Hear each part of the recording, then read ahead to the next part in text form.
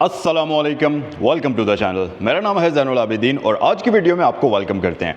आज मैं आपको दिखाने वाला हूँ all new 2025 Toyota Yaris 1.3 CVT active.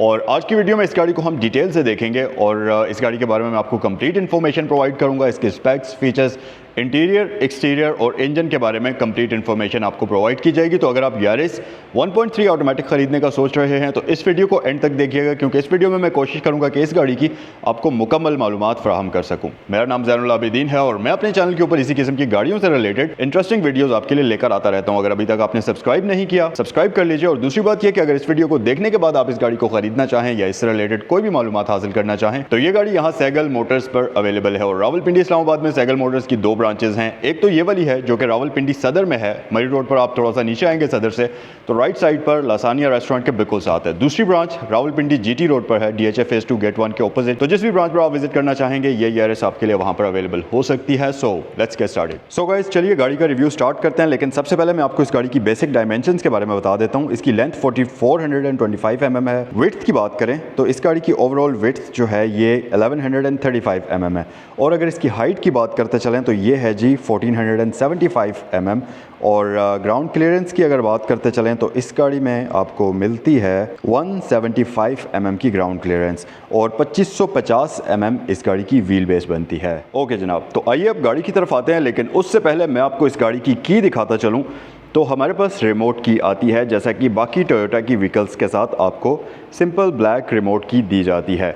एक तरफ आपको टोयोटा का बैज मिलता है, दूसरी तरफ आपको अनलॉक, लॉक और बूट ओपनर का बटन आपको दिया जाता है। अच्छा, इसके बिल्कुल साथ आपको दो एक जैसी चाबियां मिलती हैं रिमोट वाली। इसके भी दूसरी तरफ आपको सेम उसी तरह के बटन्स मिलते हैं।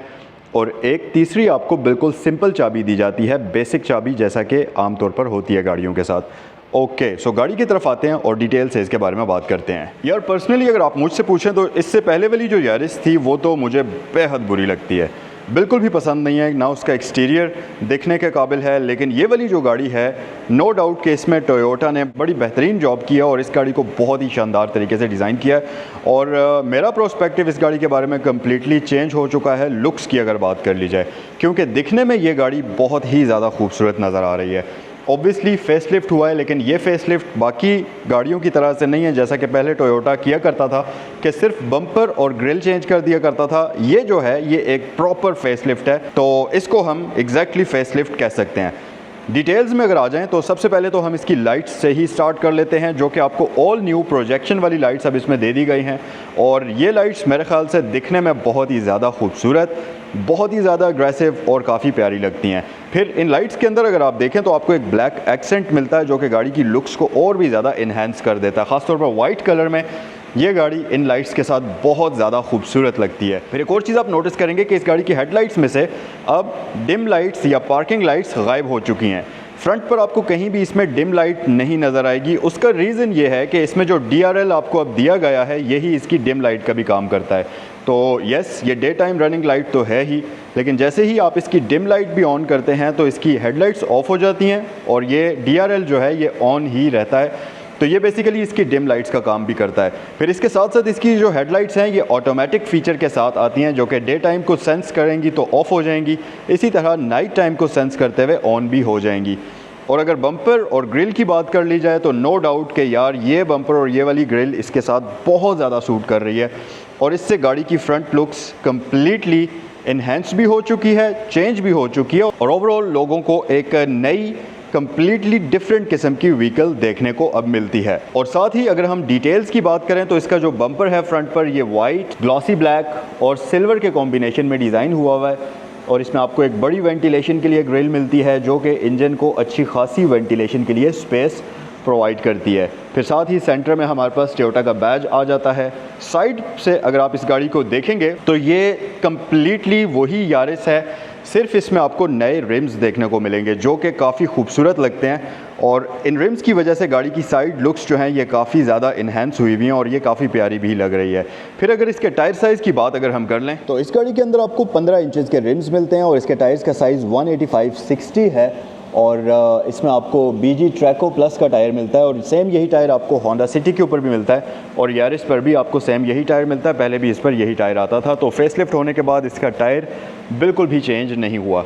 फिर अगर साइड मिरर्स की बात कर ली जाए तो इस गाड़ी के साइड मिरर्स डोर माउंटेड नहीं हैं, ये सिंपल पिलर माउंटेड आपको मिलते हैं। लेकिन अच्छी बात ये कि इनमें आपको सिंपल इंडिकेटर मिलता है हैलोजन बल्ब में और साथ ही साथ ये इलेक्ट्रिकली एडजस्टेबल भी होते हैं, लेकिन ये रिट्रैक्टेबल नहीं होते। तो अगर आपने इनको फ़ोल्ड करना है तो वो आप सिंपल इनको इस तरीके से हाथ से फ़ोल्ड करेंगे, बिल्कुल इस तरह से, और अनफोल्ड भी ऐसे ही करेंगे। चंगान ओल्सफिन के भी सेम इसी तरह के आते हैं, वो भी अनफोल्ड और फोल्ड रिट्रैक्टेबल नहीं है।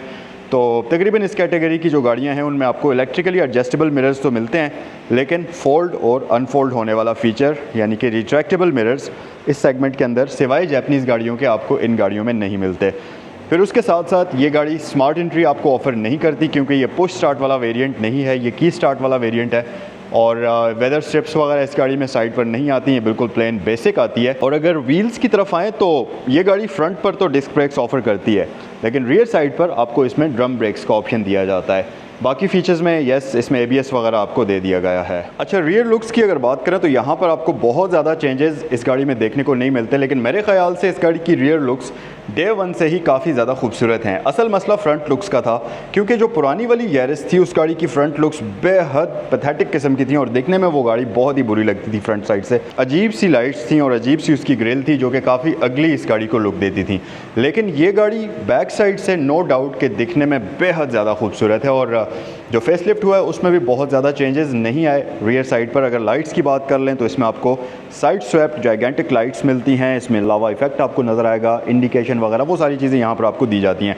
फिर ब्रांडिंग की अगर बात की जाए, टोयोटा का बैज है, CVT इंटेलिजेंट ट्रांसमिशन है और इसमें आपको 7 स्पीड CVT ट्रांसमिशन मिलती है और ये इंटेलिजेंट होती है। दैट मीन्स कि ये गाड़ी आपको फ्यूल एवरेज बड़ी शानदार ऑफर करेगी। फिर उसके साथ साथ यारिस GLI का बैज यहाँ आपको रियर साइड पर मिलता है। फिर नीचे अगर आप देखें तो यहाँ पर आपके पास रिफ्लेक्टर्स वगैरह का ऑप्शन आपको दिया जाता है और इस गाड़ी में आपको रियर साइड पर पार्किंग सेंसर्स भी दे दिए गए हैं। अगर हम रियर कैमरा की बात करें तो अनफॉर्चुनेटली इस गाड़ी में आपको रियर कैमरा नहीं मिलता। अच्छा, इसके बूट को ओपन करने के बेसिकली 2 तरीके हैं। एक तो ये है कि ये जो बटन आपको दिया गया है इसकी की के ऊपर, डिग्गी वाला, इसे आप प्रेस करेंगे तो बूट ओपन हो जाएगा। दूसरा तरीका ये है कि यहाँ पर फ्लोर पर आपको लैच दिया जाता है, इसे आप पुल करेंगे तो इसका बूट ओपन हो जाएगा। आए बूट स्पेस वगैरह इसकी चेक कर लेते हैं डिटेल में और ये भी मैं आपको दिखा देता हूँ। यार बूट स्पेस नो डाउट कि ये जितनी भी ये वाली गाड़ियाँ आती हैं इनके अंदर अच्छी और डिसेंट किस्म की आपको दी जाती है। मेन मसला ये होता है कि यहाँ पर आप देखें अगर तो ये बहुत अच्छी चीज़ है कि इसमें आपको प्रॉपर यहाँ पर इंसुलेशन शीट दी गई है। हालांकि अगर आप 2016-17 वाली सिविक को देखें, सिविक हालांकि इससे ऊपर वाली कैटेगरी में फॉल करती है, इससे ऊपर की क्लास की गाड़ी है और उसमें आपको यहाँ पर ये नहीं दिया गया था, नमदा वगैरह और ये इंसुलेशन शीट नहीं थी। तो अच्छी बात यह कि इसमें आपको यहाँ पर भी पैडिंग मिलती है, तो कॉस्ट कटिंग करने की कोशिश नहीं की गई। ये वाला जो एरिया है इस सेगमेंट की तकरीबन सारी ही गाड़ियों में यहाँ पर आपको कोई भी इंसुलेशन वगैरह या इसके ऊपर कोई भी किसी किस्म का कवर नहीं मिलता।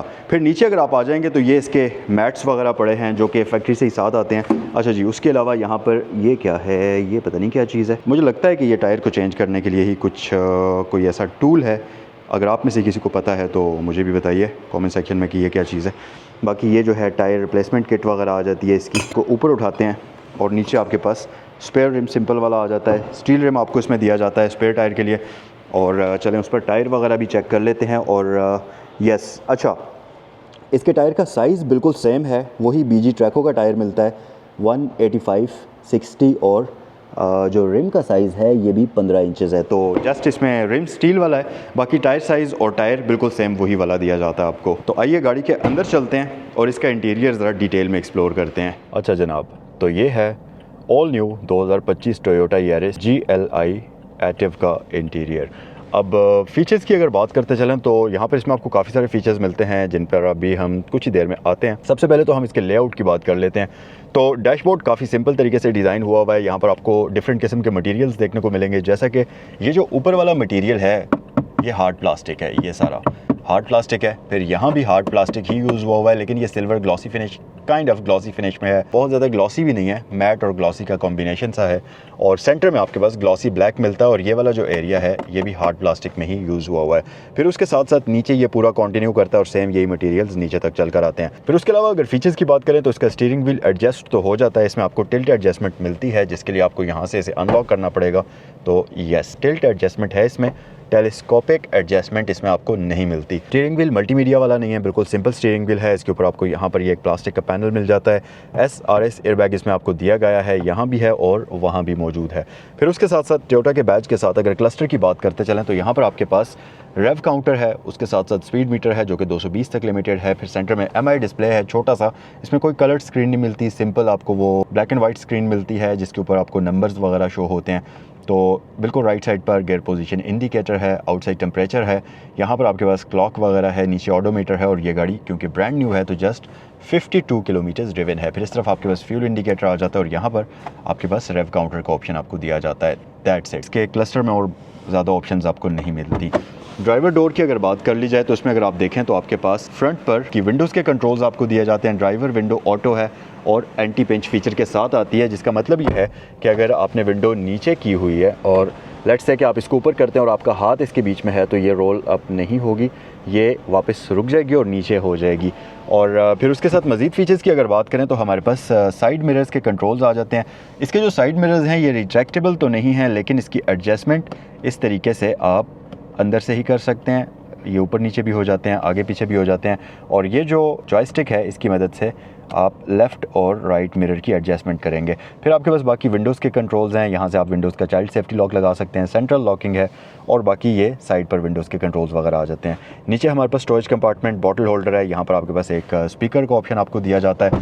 फिर उसके साथ साथ मज़ीद अगर ऑप्शंस की बात करें तो क्योंकि इस गाड़ी में आपको पार्किंग सेंसर्स भी दे दिए गए हैं तो यहाँ पर आपके पास पार्किंग सेंसर्स वगैरह को ऑन ऑफ करने का बटन है और साथ ही यारिस के अंदर आपको ट्रैक्शन कंट्रोल का ऑप्शन भी दिया जाता है। मज़ीद अगर फीचर्स की बात करें तो इसमें आपको एंटरटेनमेंट यूनिट यानी कि ऑडियो यूनिट यहाँ पर प्री इंस्टॉल्ड मिलता है और अच्छी बात यह कि ये टच स्क्रीन के साथ आता है तो ऑब्वियसली आप इसमें ये मॉडर्न चीज़ है और इसमें आप मल्टीमीडिया वगैरह भी प्ले कर सकते हैं। ये मुझे एंड्रॉयड वाला नहीं लग रहा, एंड्रॉयड नहीं है, बिल्कुल सिंपल बेसिक सा, जैसे वो 2011-10 में आप अपनी गाड़ियों के अंदर आफ्टर मार्केट मल्टीमीडिया यूनिट्स लगवाया करते थे, ये बिल्कुल वैसा है। लेकिन अच्छी चीज़ ये है कि ये बहुत फास्ट है, अगर आप इसको देखें तो हर एक चीज़ काफ़ी क्विक है, स्लो बिल्कुल भी नहीं है। दैट मीन्स कि इसकी प्रोसेसिंग पावर जो है वो काफ़ी अच्छी यूज़ हुई हुई है।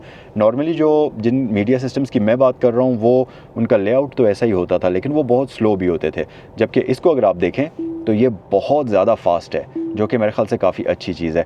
फिर इसमें आपके पास डिफरेंट मेन्यूज़ हैं, यहाँ से सेटिंग में आप जाकर इसके डिस्प्ले की एडजस्टमेंट कर सकते हैं, पिक्चर एडजस्ट कर सकते हैं, सिस्टम इन सेटिंग है, ऑडियो, T-Link, और T-Link बेसिकली टोयोटा लिंक है तो वो भी आप अपने फ़ोन को इसके साथ लिंक करने के लिए यूज़ कर सकते हैं। तो वो सारे फीचर्स हैं। जनरल में अगर आप आ जाएँ तो सॉफ्टवेयर की इन्फॉर्मेशन है आपके पास और ये उसके बारे में यहाँ पर आपको बता रहा होता है। ओपन सोर्स लाइसेंस है, रिस्टोरिंग फैक्ट्री डिफ़ॉल्ट है, वो चीज़ें आप यहाँ से कर सकते हैं। फिर कनेक्टिविटी वगैरह है। यूज़र इंटरफेस में अगर देखें तो बैकग्राउंड में आपके पास 3 डिफरेंट बैकग्राउंड्स हैं, जिसमें नॉर्मल, स्पोर्ट है, सिंपल है, हम स्पोर्ट पर कर देते हैं, ज़रा अच्छा लगता है। की इल्यूमिनेशन है जिसमें आप बटन्स को अच्छा ये साइड पर अगर आप देखें तो यहाँ पर इसमें लाइट्स लगी हुई हैं ये 2, तो आप इनको जो है चेंज भी कर सकते हैं, वाइट कर सकते हैं, स्काई ब्लू कर सकते हैं, पिंक कर सकते हैं, ऑफ वाइट कर सकते हैं, रेड, ग्रीन, येलो, ऑरेंज, ये सारे कलर्स आप अपने हिसाब से इसके रख सकते हैं। हम वाइट पर इसको रहने देते हैं, एडजस्ट कर लेते हैं और ये सारी सेटिंग्स आपको यहाँ पर मिलती हैं। क्लस्टर काफ़ी अच्छा है जी और लेआउट भी इसका काफ़ी अच्छा है, सिंपल सा है। स्पोर्ट्स में ये कुछ इस तरह का लेआउट देता है, यहाँ पर आपको टाइम वगैरह भी शो हो रहा होता है, बाकी डेट वगैरह वो सारी चीज़ें आपको यहाँ पर शो होती हैं। फिर नीचे आपके पास 2 एयर वेंट्स हैं। टोयोटा की एक चीज़ यार सबसे अच्छी जो मुझे वैसे पर्सनली पसंद है वो इसका AC है, मतलब सुपर एफिशिएंट किस्म का AC इन गाड़ियों में चलता है। अगर अभी आप देखें तो इस वक्त ठीक ठाक गर्मी है, मतलब ऑब्वियसली ये जून जुलाई का महीना चल रहा है और इसका AC मैंने जस्ट 2 की स्पीड पर रखा हुआ है और बेहतरीन तरीके से इसकी कूलिंग हो रही है। मतलब बिल्कुल भी 3 पर करने की ज़रूरत नहीं है, बल्कि फ्रंट पर जो दोनों पैसेंजर्स हैं वो तो 2 की स्पीड पर भी बेहतरीन तरीके से उनका जो टेम्परेचर है वो कूल डाउन हो जाता है। तो AC की एफिशिएंसी और परफॉर्मेंस नो डाउट के टोयोटा की तकरीबन तमाम ही व्हीकल्स की कमाल की होती है और इस गाड़ी में भी वो चीज़ आपको मिलती है देखने को। फिर सेंट्रल डैशबोर्ड इसका काफ़ी अपीलिंग सा है, यहाँ पर अगर आप देखेंगे तो आपके पास ये एक अदद ग्लव बॉक्स है और इसका ग्लव बॉक्स भी काफ़ी प्रैक्टिकल किस्म का है। यहाँ पर अगर आप देखें तो आपके पास 2 कंपार्टमेंट्स हैं। एक इस तरफ छोटा कंपार्टमेंट है, यहाँ पर आप अपना फ़ोन, वॉलेट, कोई भी सामान छोटा मोटा रख सकते हैं। ये आपका मेन बेसिक जो बड़ा कंपार्टमेंट है वो आ जाता है। और यहाँ पर हमारे पास ये जो टीवी है इसका एक टाइनी सा रिमोट पड़ा हुआ है जो कि आप इसके डिफरेंट फंक्शंस को कंट्रोल करने के लिए यूज़ करेंगे। इसे हम वापस क्लोज़ कर लेते हैं। अच्छा जी, ऊपर कोई भी डैशबोर्ड में यहाँ पर ग्लव बॉक्स वगैरह नहीं आता। फिर अगर नीचे आ जाएं तो आगे आपके पास 2 कप होल्डर्स हैं, यहाँ एक स्टोरेज कंपार्टमेंट है और यहाँ पर अगर आप देखें तो ये एक ब्लू कलर की लाइट है जो कि नीचे ग्लो करती है और एग्जैक्ट आपको कप होल्डर्स की पोजीशन बताती है। ये अभी तो रोशनी है, रोशनी में आपको इतना ज़्यादा प्रैक्टिकल फीचर नज़र नहीं आ रहा होगा, लेकिन रात के वक्त ये काफ़ी हेल्प करता है। तो मेरे ख्याल से ये एक बड़े मज़े की चीज़ है। फिर उसके अलावा इसमें 7 स्पीड CVT ऑटोमेटिक ट्रांसमिशन आती है और अच्छी बात ये कि ये ऑटोमेटिक के साथ साथ मैनुअली भी आप इसको ड्राइव कर सकते हैं और ये ट्रिपट्रॉनिक ट्रांसमिशन होती है। अच्छा जी, फिर मज़ीद अगर पीछे आ जाएँ तो इसमें आपको हैंड ब्रेक मैनुअल वाली मिल जाती है। नीचे आपके पास आर्म रेस्ट है, स्टोरेज कंपार्टमेंट यहाँ पर आ जाता है। और इसके साथ साथ अगर मैं इस गाड़ी की सीट्स की बात करता चलूँ तो यार बेहद कंफर्टेबल किस्म की सीट्स इसमें आपको मिलती हैं। फैब्रिक सीट्स होती हैं, ये लेदर वाली नहीं है, लेकिन टोयोटा के आइकॉनिक सॉफ्ट फैब्रिक के अंदर डिज़ाइन हुई हुई हैं और इनका कलर कॉम्बिनेशन भी वो क्रीम ऑफ वाइट सा है जो कि काफ़ी मज़ेदार लगता है। और इसके साथ साथ कैबिन मिरर बिल्कुल सिंपल वाला है, इसमें ऑटो डिमिंग नहीं आती। मज़ीद फ़ीचर्स में यहाँ पर आपके पास वैनिटी मिरर का ऑप्शन दिया जाता है, कार्ड होल्डर आपको ऊपर दिया गया है यहाँ पर, और उसके साथ साथ ये ऑप्शन दोनों ही साइड पर आपको दी जाती है। ऊपर आपके पास 2 हैलोजन बल्ब्स में यहाँ पर लाइट्स आ जाती हैं और पीछे भी आपको रियर पैसेंजर्स के लिए यहाँ पर लाइट दी जाती है। अच्छा, मज़ीद यहाँ पर एक कंपार्टमेंट मिलता है और इस कंपार्टमेंट की ख़ास बात यह है कि इसको इस तरीके से डिज़ाइन किया हुआ है कि आप अपना फ़ोन यहाँ पर रख सकते हैं। और अगर आपके पास बड़ा फ़ोन है फिर भी आपको कोई टेंशन लेने की ज़रूरत नहीं है, क्योंकि यहाँ पर आपका ये फ़ोन बड़े ही आराम से फ़िट होता है। तो मेरे ख्याल से ये एक बड़े मज़े की चीज़ है इसमें। बाकी पावर आउटलेट यहाँ पर आपको 12 वोल्ट की दी जाती है। इसकी सीट्स की एडजस्टमेंट की बात करें तो ये मैन्युअली ही एडजस्ट होती है। इसको आप आगे पीछे मूव कर सकते हैं। बैक रेस्ट को यहाँ से एडजस्ट करेंगे। अनफॉर्चुनेटली इसमें आपको हाइट एडजस्टमेंट का ऑप्शन नहीं मिलता। फिर उसके अलावा जैसा कि मैं आपको बता रहा था कि यहाँ पर आपके पास ये बूट ओपनर मिल जाता है और इस लैच को अगर आप पुल करेंगे तो इसका फ्यूल हेड ओपनर, वो जो ढक्कन है उसका, वो खुल जाएगा। जो पिछले पैसेंजर्स हैं उनके लिए लेग स्पेस काफ़ी डिसेंट आपको मिलती है, नी स्पेस भी काफ़ी अच्छी है, फ्लैट फ्लोर है तो पीछे 3 बंदे आराम से बैठ सकते हैं। उसके साथ साथ 2 पैसेंजर्स के लिए यहाँ पर आपको 2 अदद पावर आउटलेट्स मिलते हैं। तो अगर आपने कोई भी इलेक्ट्रिकल डिवाइस को चार्ज करना है तो यहाँ पर आप एक्स्ट्रा चार्जेस वगैरह कनेक्ट कर सकते हैं। बाकी रियर पैसेंजर्स के लिए और फ्रंट पर पैसेंजर्स के लिए आपको ग्रैब हैंडल्स का ऑप्शन दिया जाता है और ये अच्छे वाले हैं, मतलब प्रीमियम क्वालिटी में है। यहाँ पर आपको ये हुक्स मिलती हैं, आप कोई भी सामान लटका सकते हैं। यहाँ पर भी आपको हुक मिलती हैं, ये हुक दी गई है इस तरफ भी आपको, तो आप कोई भी सामान वगैरह इसमें लटका सकते हैं। फिर जो फ्रंट वाला इसका डोर लैच है इसमें आपको हुक नहीं मिलती, लेकिन येस डोर लैच आपको फ्रंट पैसेंजर के लिए भी दिया गया है। ड्राइवर साइड पर आपको ये ऑप्शन नहीं मिलता। बाकी आपको स्पीकर ग्रिल्स इसके चारों ही दरवाज़ों में देखने को मिलेंगी। इस गाड़ी का 1.3 लीटर का इंजन जो कि असल में 1329 सीसी है, तो 1300 से तो ऊपर ही हुई ये गाड़ी और ये 98 हॉर्स पावर बनाता है इंजन, जो कि 6000 आरपीएम पर आपको मिलते हैं और साथ ही साथ 123 न्यूटन मीटर्स ऑफ टॉर्क है। इसका पीक टॉर्क जो है वो आपको तकरीबन 4200 आरपीएम पर मिल जाता है। Sequential multiport fuel injection system इसमें आपको यूज़ करके दिया जाता है और ये ड्यूल ओवरहेड कैम इंजन आपको मिलता है। और यस, क्योंकि इस गाड़ी में आपको CVT 7 speed CVT automatic transmission मिलती है, जिसकी वजह से अगर फ्यूल एवरेज की बात करें तो लॉन्ग पर ये गाड़ी मेरे ख्याल से आराम से इसको 18 से 19 तो करना ही चाहिए, क्योंकि एक तो गाड़ी बिल्कुल मॉडर्न है, फिर दूसरी बात ये कि टेक्नोलॉजी इसकी जो ट्रांसमिशन की यूज़ हुई है वो भी काफ़ी शानदार है। साइज़ इस गाड़ी का छोटा है तो ये फ्यूल एवरेज लॉन्ग पर इसकी आराम से होनी चाहिए। और अगर सिटी की बात करें तो ये आपको 12 से 14 आराम से देने की सलाहियत रखती है। सो ये था आज का रिव्यू। आई होप कि ये वीडियो आपको पसंद आई होगी। अगर इस गाड़ी से रिलेटेड आपने कोई भी मालूमात हासिल करनी है तो ये जो स्क्रीन पर आपको नंबर्स दिए गए हैं इन पर आप कॉल भी कर सकते हैं। वीडियो पसंद आई है तो लाइक करना मत भूलिए, चैनल पर नए हैं तो सब्सक्राइब कर लीजिए। नेक्स्ट वीडियो में आपसे मिलते हैं। अल्लाह हाफिज़।